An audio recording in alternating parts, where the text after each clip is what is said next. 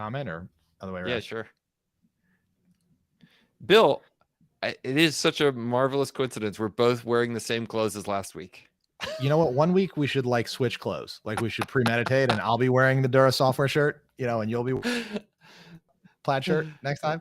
Represent Dura Software. Yeah, well, I went to dinner with Dura Software last night, and I had 2 glasses of wine, which has made my motivation for today go. It's amazing how that happens, right? Like you turn 30 or 40, I'm probably even worse, or 50, like just like one drink, you're done. The worst was there was a guy who's childless there, as part of the business dinner. And after the second glass of wine, it was like parenting, workshopping. I was like, oh, let me tell you about this with parenting. Let me tell you about this with parenting. I even brought out one of my best bits, which is why parents are happy, even though parenting sucks. Have I ever given you this bit? No, give me the bit. Give us a bit. So here's the reason. Here's the thing. Like objectively, you look at parenting, right? And parenting, everything sucks. It costs you a lot of money. You don't have any freedom anymore. You got to go on vacations when it's the most expensive time of the year. Like your kids vomit, puke, poop all over you. If they're younger, they need your time all the time. If they're older and they're teenagers, they say the meanest stuff to you because they're just learning how to manipulate people. So objectively, there is very little that's awesome about parenting. But every parent is much happier. If you look at the stats, parents self-report being happier than everybody else. And you have to wonder why is that? Objectively, it doesn't match the facts, right? So the interesting parallel is that if you look at it, what kids do to us is the same thing the Marine Corps does to convince you that the Marine Corps is great during indoctrination and basic training, right? It plays to human psychology, and kids brainwash their parents into thinking that they're happier. So let's walk through it. So, for example, you go into the Marine Corps, and the first thing they do is they give you a person who screams at you unpredictably with commands that you don't really understand and you are unintelligible to you. Who else also does that? Babies. Yep. What else does the Marine Corps do to you when you go to basic training? They prohibit you and they do not permit you to get a good night's sleep. You go through sleep deprivation. Who else does that to you? Babies. What else happens in the Marine Corps when they want to indoctrinate you? They challenge your boundaries of cleanliness and nastiness, right? So you're in there with your toothbrush cleaning up the toilets, right? Happens. What do babies do? They vomit and poop all over you. The first thing you do when you bring home a new baby is you discover that you better be careful because there's a good chance they're going to pee in your face when you're changing that diaper, right? Yep. So let's continue on because ways, right? it keeps going.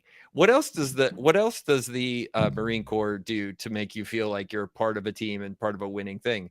They put you through a challenge that you're not sure you're going to make it through, but then you make it through as a team together on the other side and you develop a cohesive bond. Who else does that? Children. How many parents have you heard when they have a 5-year-old? They're like, I don't know if I could do this for 13 more years. I don't think it's going to happen. Yep. So that's the idea. If you look at it objectively, parents are not happier. They just think they're happier. And you can see it because they're brainwashed, because nature has set us up to be brainwashed by children and parenting. And so the truth is you are all miserable. You just don't know it. Including you, right, Michael? That's the bit. Including you. Look, okay, so here's the part about it, right? So if you're objectively unhappy, but you think you're happy, who really gives a shit? Because you're happy. It doesn't really matter if you're really not happy. It just matters what you think you are, because it's a feeling. So who cares? I'm fine with it. Brainwash me all you want. I've been deluded. It's fine. It's fine. Yeah, there's a lot of evolutionary biology too, though, that it's very important that you don't ditch your kids, and that's why 100%. They look like you. That's why they look like the dad when they come out. It's so the father doesn't abandon, right? Yeah, 100%. There's all kinds of evolutionary biology to make you happy with this. All the chemicals, literally everything is stacked to make you enjoy this chemically. 100%. And there's one or two more parts of the bit, but that's the whole bit. But it's really true. And this poor guy at the dinner was like, I'm not sure coming to San Antonio was a good idea.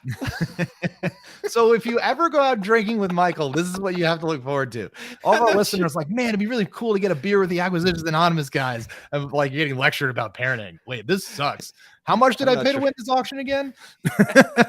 I'm not sure San Antonio was such a good idea. All right. So we got a big boy deal today. So let's talk about $8 million in earnings. Ooh, this is a big one.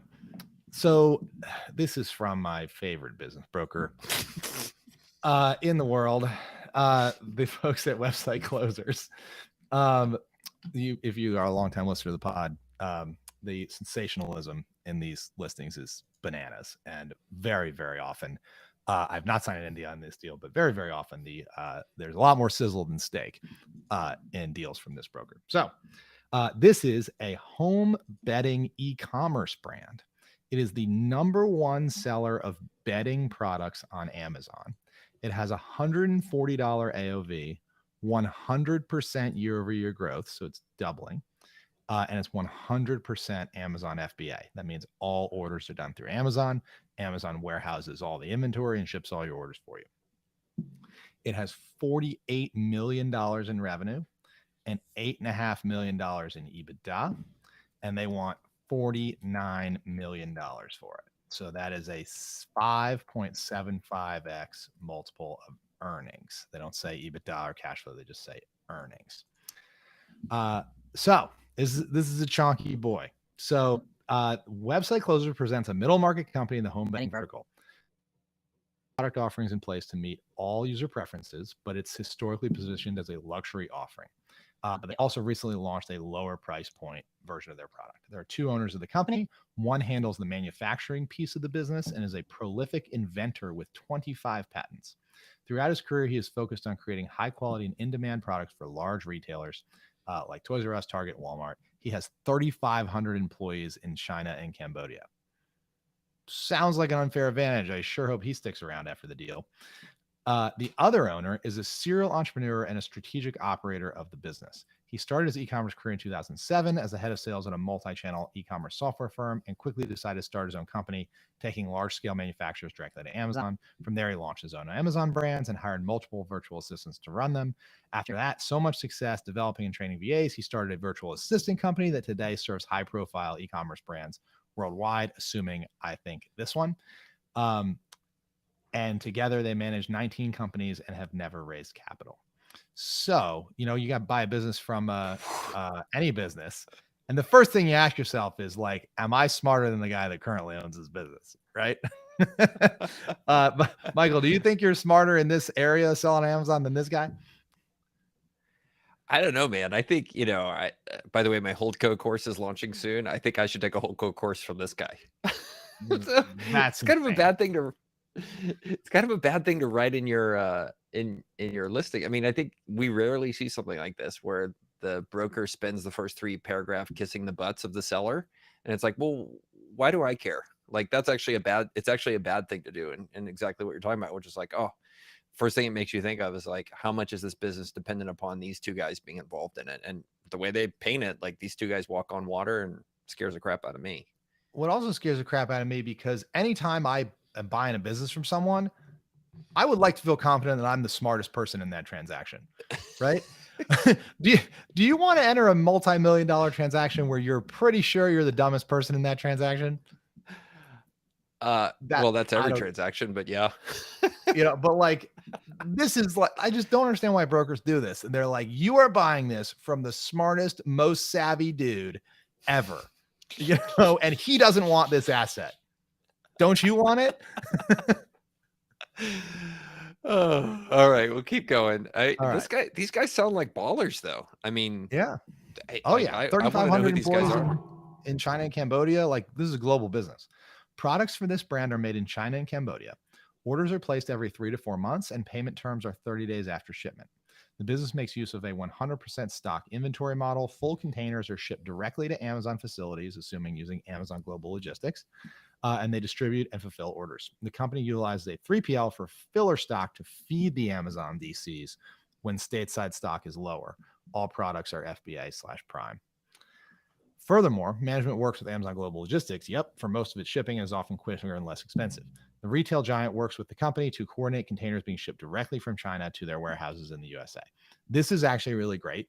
If you sell on Amazon and you are bringing in full container loads, Amazon's program called AGL, Amazon Global Logistics, instead of bringing your container, you importing it through probably the Port of LA if it's coming from China, clearing it into a bonded warehouse or your own 3PL, parsing it.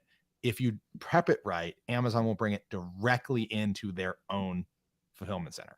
So you save that second step. It saves a ton of cost, and you also get to piggyback on Amazon's ocean freight rates. So if you can do AGL, you have to push a lot of prep to the Asian side because everything has to be already barcoded the right way and packaged the right way. Like, it can't require any more touch. But if you can have it come prepped in the container, AGL saves a ton of money. I did not know that. So it's cool that they're doing that. It's definitely a way to save money if you're making stuff in China and selling on Amazon. So currently, sales are exclusively on the Amazon platform, and a favorable supplier terms and insatiable customer demand provide the business with excellent cash flow.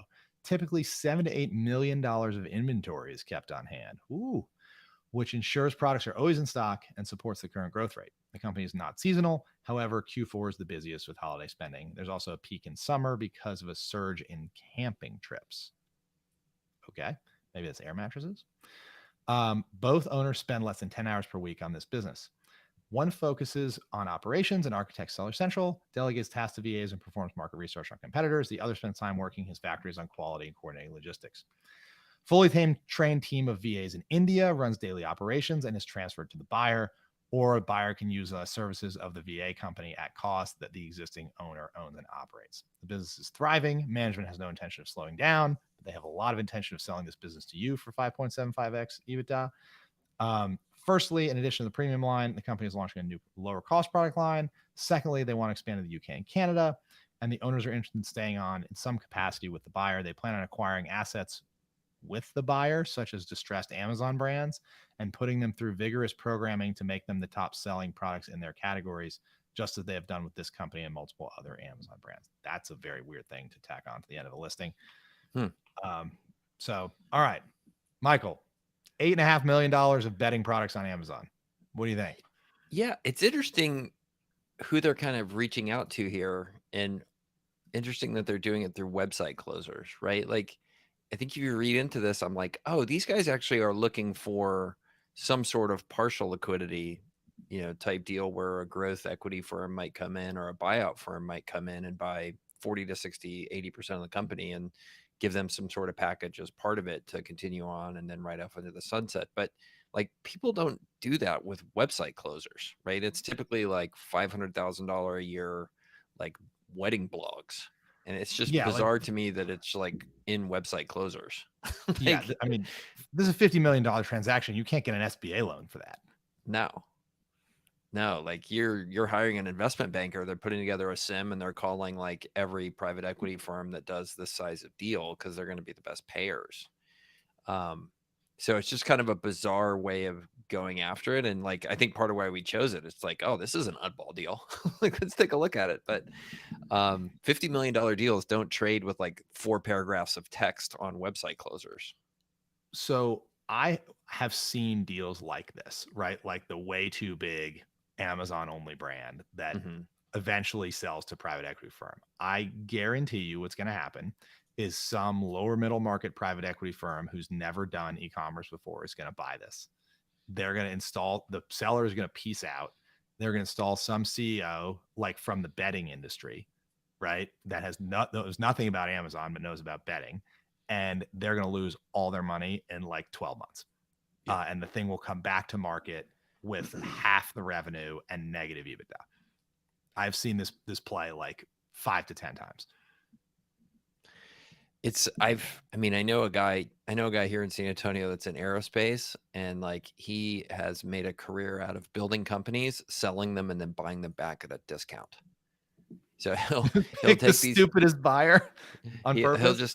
He'll take and grow these companies. He'll get them to $5 or $6, $10 million in revenue. He'll sell them for 2 to 3 times revenue. The next buyer comes along and totally screws it up. And then a year later, they're like, okay, well, like I'll buy it back for 1/3 the price. And nobody else wants it because the thing's suddenly losing money and shrinking. And he's done that 3 times. So he has a jet. I don't have a jet. This guy has a jet. So there you go. Pretty smart. So notice the guys who have the jet are the guy that sells the company and then buys it back, not the guy that buys it and owns it in the middle. That's how you lose your jet. Yeah, pretty much. Well, I don't know. A lot of those guys are expensing their jet to their funds, right? You go raise a $200 middle market fund, they're a middle market buyout fund. You know, you're charging 2% a year in management fees plus expenses. You know, that's a lot of cash flow to fly around on net jets if you want to. So maybe you just have to rent a jet if you're the private equity guy. That's true. So speaking, this is why I think this is going to be a dumpster fire if this sells to private equity. The betting category on Amazon is brutal. It is one of the biggest categories on Amazon. Absolutely massive, huge volumes. And it is cutthroat competitive. There are a ton. I mean, there's no coincidence this stuff is made in China and Cambodia. It's all made in Asia, right? And it's all like all these Asian sellers are coming online in this category in a big way. Black hat is absolutely rampant in this category. Like I would be confident that this company's listings, like at this volume, you're doing 50 million in sales on Amazon. These companies' listings are getting attacked daily with black hat strategies, you know, putting, you know, cancer causing chemical names in their description, hoping to get their listing suspended, 1-star review bombs. I mean, this stuff is like constantly happening. And if you don't have like a crack team of how to fend this off, your number one listing that you bought in a year is going to be number 10 because all this stuff is going to aggregate and you're not even going to realize it's happening and you just don't know why you're not ranking anymore. And that's why this owner probably is spending hours each day checking in on these listings and make it. I mean, you see that from the other Amazon sellers on Twitter. They're just like, guess what happened to me today? Like somebody claimed I have cancer causing chemicals in my toys. So brutal. Yeah. And some categories are worse than others. Betting, kitchen gadgets, and human supplements are some of the most wicked categories on Amazon. So what do you think they are? Other 19 companies are that these guys have built?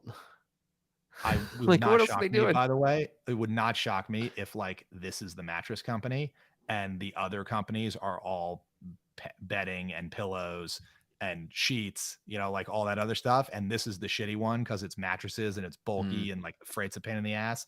And they're like, you know, we wanted someone else to have this problem.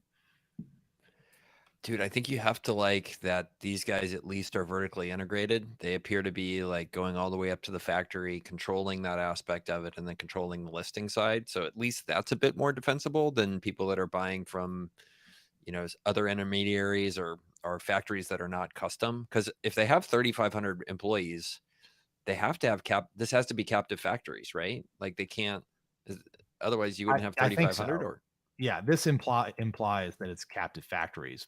But what it also implies is like right now it's captive factories, but they're not selling you the factory and the 3,500 employees. You're about to become a customer of this factory, right? So all that tight integration is going away.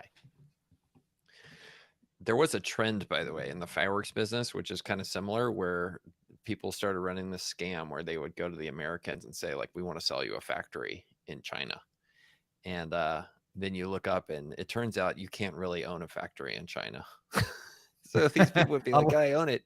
And then the CCP member would show up and be like, you what? That's nice. It happened it happened a bunch of times. Total scams. Total scams. Oh boy. Yeah. Man, this is the scariest listing I've ever. It seems like a great way to lose a lot of money really fast. Yeah. Why didn't I guess they had to have been approached by Thrasio and all the Amazon roll-up folks, because this seems like a perfect Thrasio thing. That's why they hired website closers. They want to sell this to an aggregator. Yeah. It's aren't those guys all dying now? That's what I've read. Is they're all. It's been a tough time. Yes, that whole industry has raised a shitload of money, and then they bought companies at a ridiculous pace in 2020 and 2021. Most of those companies source from Asia. And then in 2021, all of the Asian supply chains broke. So you had these companies that had, you know, laid out hundreds of millions of dollars of capital, which is about 80% debt capital. They had about 100, you know, some of these aggregators have bought hundreds of brands. So they had maybe 100 parallel subscale Asian supply chains that all broke at the same time.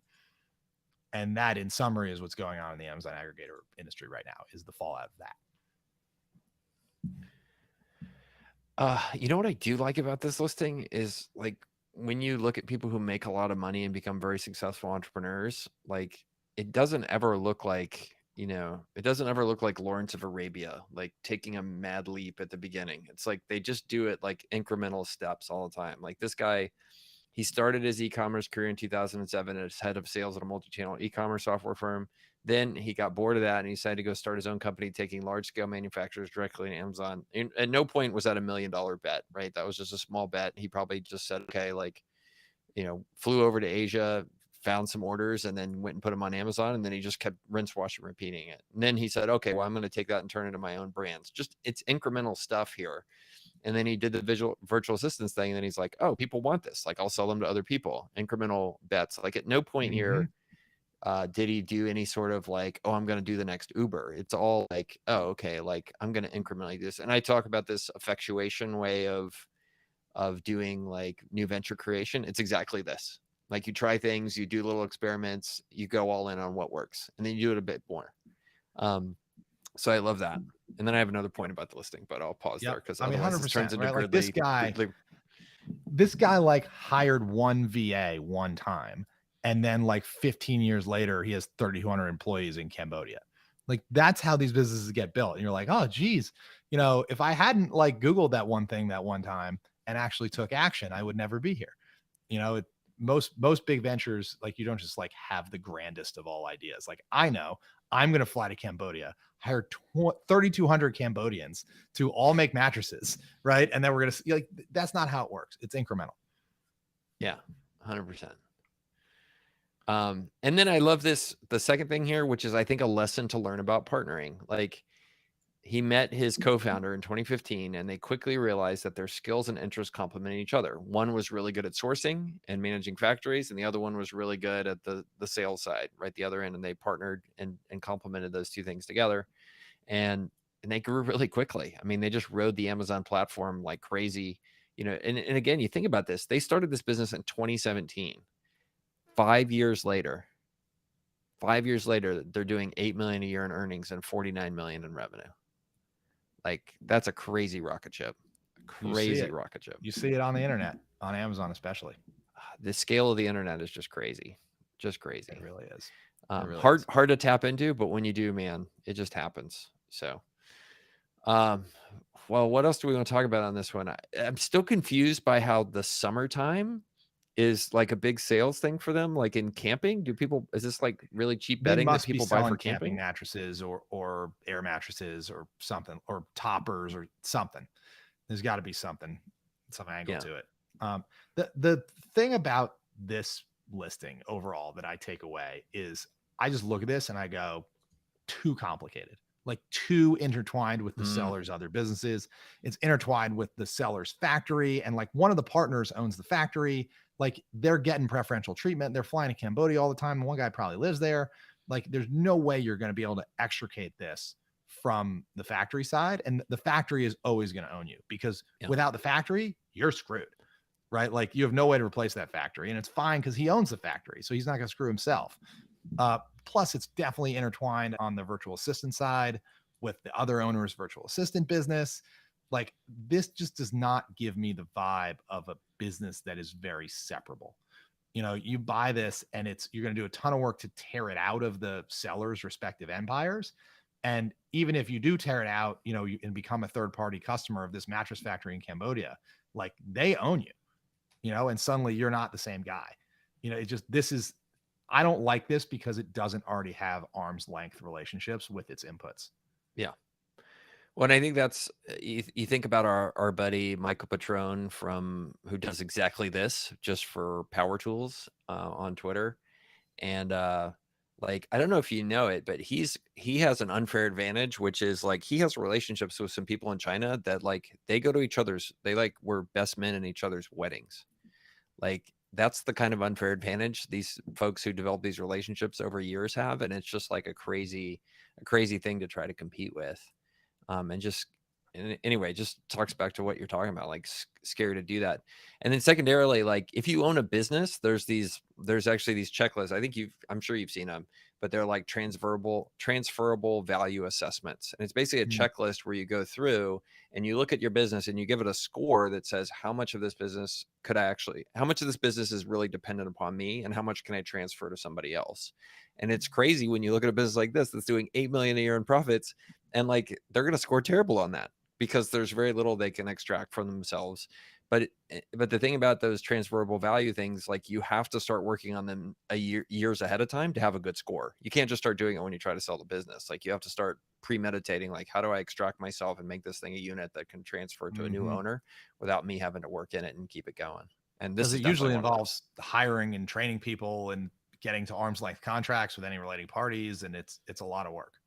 Yeah. Well, it's interesting also because like you look at these guys and how they work and what types of employees they talk about. They only talk about very low level employees, VAs, automated people, that sort of thing. So they've been geniuses around that, but you don't see anything in here about them hiring people who are like higher level knowledge workers, right? And it's kind of a mistake. Like you end up with this business that will only scale to a certain size because it's a hub and spoke management model. You have one person with 500 systems and 300 employees reporting to the CEO. And I've seen people run businesses like that, and it's fine to do it that. It's just not transferably valuable unless you have like a real management team built into a hierarchy, which would help these guys a lot if they had done that. But they just may not be the type of people that can do it. Not everybody can. It's hard. It's really hard. Cool. All right. Well, this is like one of the most interesting ones we've ever done. This is super cool. But I love your it's hard comment. Like you compare this to the tent business we looked at last episode, and like that's super easy. Like totally. They're like, bring tent this day. What size tent do you want? I bring you tent. I take tent away. You send me money. Much easier than this, like much easier than this. Just the pain in the ass factor is not there for sure. And the risk factor of, like you're spinning 10 plates in this mattress business, right? Anyone could fall apart. I mean, I would guarantee you, when you get the sim, this business got annihilated in 2021 with all the supply chain stuff. Like they're shipping mattresses across the Pacific. The container rates went from $4,000 to $30,000. I mean, craziness. Businesses like this, you have high fixed costs, you have variable demand, you have tenuous relationship with your number one customer, who is Amazon. Amazon is not your partner in this. Amazon is your customer, and they can cut you off like a light bulb. And a business like this can go to lose money very quickly. They can go from making 8 million a year to losing 3 million a year, and there's not much you can do about it because you got all those 3,500 mouths to feed in Cambodia and China. Like, what are you going to do with them? Like, it's tough. It's tough, and stuff like this is tough to transact unless you find a dumbass private equity firm with a lot of money. And it turns out there's a lot of those. There's a lot fewer of them than used to be, but that was easier in 2020. It's crazy. Cool. All right. This is a great one. And ask for everybody. Or do you want to do the ask this week? What ask would you like? I'm going to do the ask. So the ask is, if you like this episode, we want you to not only send it to someone who you think would like it, send it to someone who you think would get value out of sponsoring it. Because we would really love to book a couple sponsors. Our audience is entirely people who are buying businesses, running businesses, borrowing money, right? Looking for banking relationships. They need accountants, they need lawyers, all those types of things. If you know anyone in your professional network that would get value out of sponsoring Acquisitions Anonymous, please send them our way. We would really appreciate it. Thanks, y'all. And we will see you next week.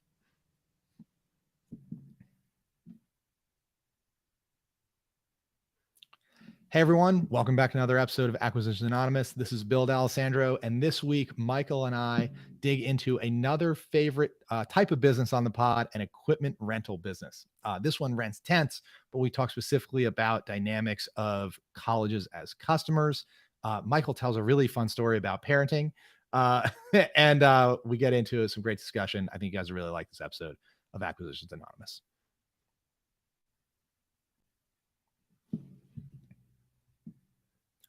Hey everyone, this is Bill D'Alessandro, and welcome back to another episode of Acquisitions Anonymous. This one really got me going because it is a huge e-commerce business with $8.5 million of earnings. So Michael and I dove into the complexities of this one. It has a factory in Cambodia and China. It sells through Amazon. They're asking nearly 6 times EBITDA for it. It's a $50 million deal. Really, really interesting one. A lot of generalizable lessons about buying businesses and separating businesses from their inputs and making sure that they have arms length relationships there. I think you guys will really, really enjoy this one if you're at all interested in international manufacturing, e commerce, or just larger deals. So, without further ado, hope you enjoy this episode of Acquisitions Anonymous.